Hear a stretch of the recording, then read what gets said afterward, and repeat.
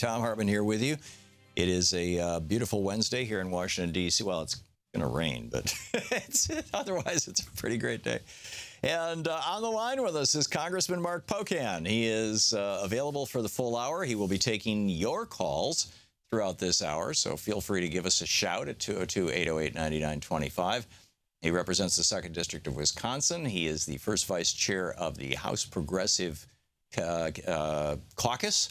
And you can tweet him at Mark Pocan or at his personal Twitter or at Rep Mark Pocan. It's MarkPocan. Rep Mark Pocan, his official one. His website, pocan.house.gov. Congressman, welcome back to the program. Thanks, Tom. Glad to be here. Thanks for having you with us.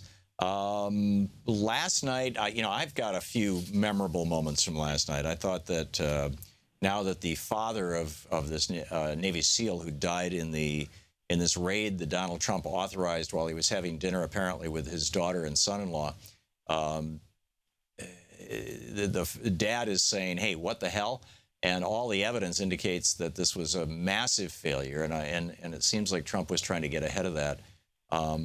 But actually, this is your hour. I'll do my rant in the next hour. What was your takeaway from last night? What did you think of his speech? Well, there are many things, as you said, we can go. I think the first was just the tone difference, right? I mean, we didn't talk about carnage. We didn't go even a couple days ago what he was doing at CPAC. Suddenly we had the teleprompter, warmer, softer Trump, I guess. So the tone was different in that sense. But if you actually look at all the remarks he said and listen to him, it's still the same thing. It's based on fear, right? Our country, if you came to visit for the first time, you'd think it's a giant, Mad Max episode with a bunch of illegal aliens trying to kill you with the Affordable Care Act, because, that's basically, in a sum, what he did.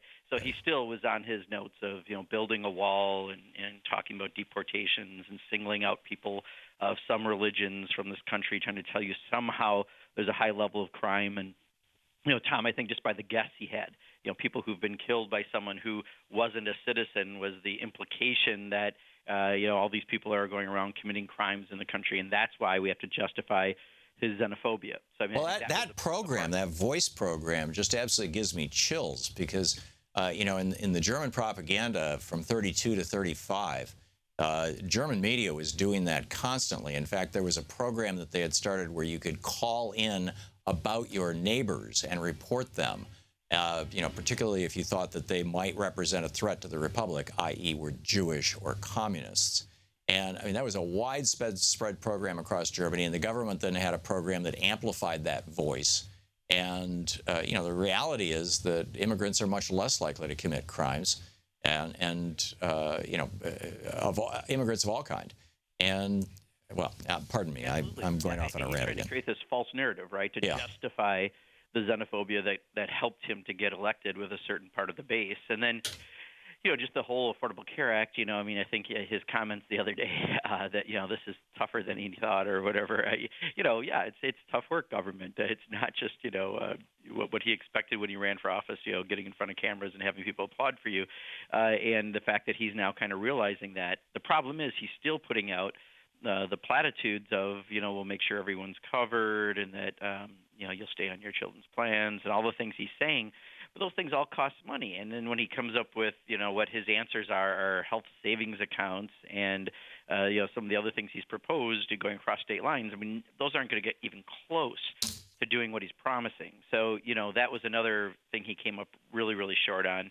One of the things that caught my ear, because Wisconsin, unfortunately, Tom, is one of the tests of these taxpayer dollars going to private schools, was he really, sent up the flag that that's where they're going. And that's part of the reason why many of us didn't want Betsy DeVos to get that position. She's someone who spent her entire career attacking public schools and trying to get taxpayer dollars to go to private schools. And the fact that he brought that up, I think, is a really big attack that we have to make sure people are really, really ready for. Because, while there's so many attacks on so many fronts, this is one that I think, if you take away the value of public education and start making it that they can cherry pick students and money goes to private schools, eventually you're going to destroy public education, which is exactly what some people want to do, right? They want this to be a commodity, and they want it to be in the private sector rather than something that we've always understood as a public good for the common good. Right, and so investment in the future. I'm really watching very closely as well. Yeah. The other thing that really struck me was I warned people about this yesterday on the air. I said, when Trump campaigned, he said, you will get to keep your Medicare, Medicaid, and Social Security. He always lumped the three together. But Republicans historically, it's a two-step process. Number one, means test something so that it's no longer an entitlement, it's now a welfare program. And then number two, cut it. And one of the most effective ways to cut it is to stop running it as a federal program, block grant it to the states, and then slowly decrease the amount of the block grants. And of course, those block grants don't go up when there's a recession and there's more demand for whatever that service may be, whether it's food stamps or Medicaid. And I said, just watch. He's going to stop talking about Medicaid because Medicaid is principally used by low-income people, and low-income people tend not to vote.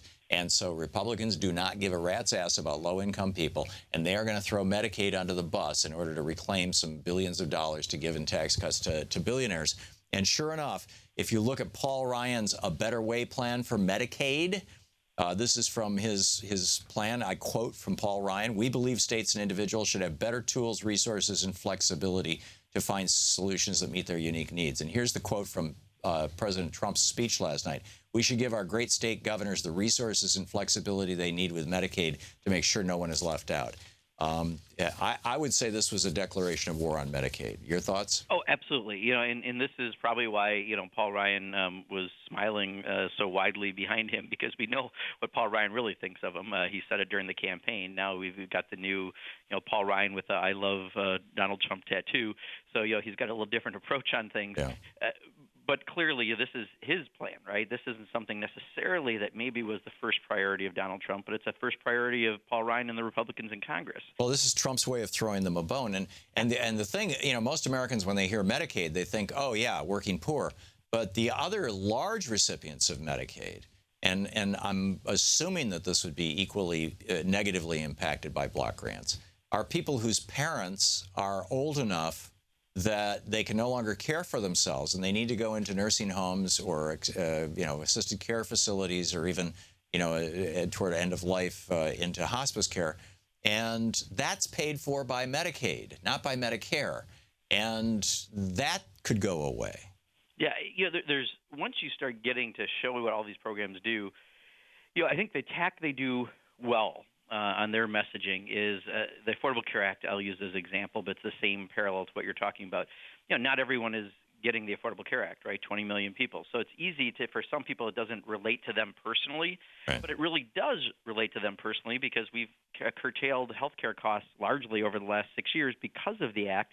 Therefore, everyone's health insurance didn't increase like it would have otherwise. So everyone has benefited from the Affordable Care Act, and other people do benefit from Medicaid. But if they don't want you to think about that. They want you to look at, it's not you, therefore it's not on your priority list. And I've talked to more than 100 or so Republicans who've always, until it affects them, it's not reality. And I think that's what we have to fight on a lot of these issues. Yeah, it's going to be real for the voters too. Congressman Mark Pocan is with us for the hour, taking your calls. We'll pick up your phone calls right after we get back from this break. His website, pocan.house.gov. That's P-O-C-A-N. You can tweet him at Rep, R-E-P, as in representative, Mark, M-A-R-K, Pocan, P-O-C-A-N. We'll be right back.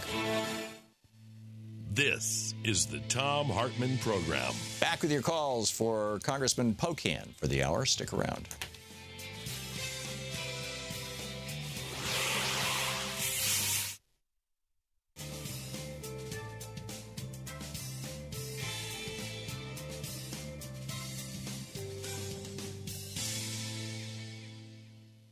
And welcome back. Esteban in Marshall, Virginia. You are on the air with Congressman Mark Pocan. Thanks for watching us on Free Speech TV on the Dish Network. Hello, Thom Hartmann and Congressman Pocan. Recently, I wanted to ask a question to Mark Pocan about the Federal Energy Regulatory Commission. This is the commission that it's supposed to regulate fossil fuel infrastructure projects, mainly gas and oil. And in its 35-year existence, not once did it ever deny a fossil fuel project because it's pretty much 100% funded by industry, and it only denied a project when the Delaware Riverkeeper sued it for not having denied any projects. Now, right now there's a lack of a quorum, so they cannot allow any more projects until there are 3 commissioners. Right now there are only 2. Now, this is a rogue agency. It needs a complete reformation so it can actually regulate, but it has never regulated, and we don't need it to. So Esteban, what's your question? We don't want any more gas Esteban? and oil infrastructure projects. Esteban, we have Esteban. And recently. Okay, pot down, Esteban. Esteban, I'm sorry, you can't hear me apparently, but we only have a minute and a half left, and the congressman, I'm sure, would like to answer your question. Congressman Pocan? I don't know if I got the question. Well, let's assume that the question was, FERC doesn't seem to be serving the American people. What can we do about it? I think part of the problem that we're going to have on a lot of these fronts is we're no longer in charge of either House of Congress or the executive branch. So the best we can do is make sure that we're fighting when something comes up on this, but to do a affirmative change to make it a positive development out of it is going to be very tricky. But, we should work on it from the grassroots if it's something that's important to Esteban. Yeah. Is there any consequential oversight or regulation of the natural gas and of the fossil fuel industry in general? I mean, outside of EPA and the... And given the appointments that we just saw, there's going to be very little consequential regulation over those areas. I think, again, this is one, though, where we can find people, real conservatives, not, elected conservatives, but real people out there who look at climate change as something real and realize why we've got to invest in wind and solar and biomass and all the other alternative energies and why that should have an emphasis. Right. At some point, I think we'll build that grassroots movement, but I do think there's great potential on that front. Yeah, it seems to me that we're building it right now. And it goes beyond just carbon pollution, which is taking down the atmosphere. I mean, there's also, 10,000 people a year in the United States are dying from cancers associated with the burning of fossil fuels. And that probably is, a very conservative number, understated by an order of magnitude.